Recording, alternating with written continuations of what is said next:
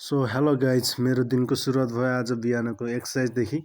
So मैले बिहान warm up sum up गरेँ अनि फेरि आज मेरो थियो फुल बडी वर्कआउट गर्नुपर्ने थियो आज मैले।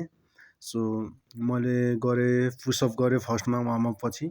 सो पुसअप गरेँ त्यसपछि हिन्दू पुसअप त एकदम इम्पोर्टेन्ट भइहाल्यो अब बडी बनाउनुको लागि होइन।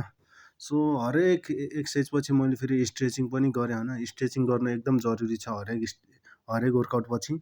सो हरेक वर्कआउट पछि एकदम इम्पोर्टेन्ट हुन्छ स्ट्रेचिङ गर्न। सो मैले हरेक आज फुल बडीको एक्सर्साइज गरेँ।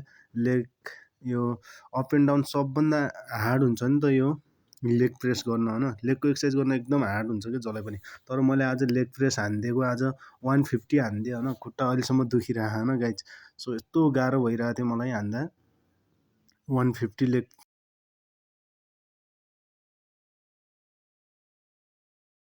सो होइन गाइज आज मैले फाइनली सबको एक्सर्साइज थियो यति हान्दा यति गाह्रो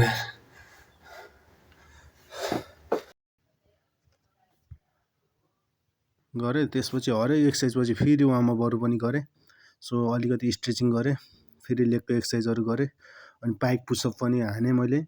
आज मैले धेरै जस्तो फोकस गरेको थिएँ आफ्नो चेस्टलाई र फोरआर्महरूलाई।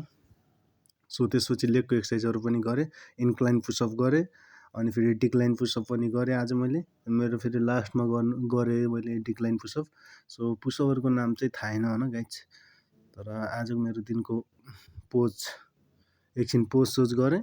त्यसपछि फेरि लेगको एक्सर्साइज आयो, लेगको एक्सर्साइज गरेँ, फेरि बडी सो अप गरेँ। यति नै हो गाइज आज मेरो दिन।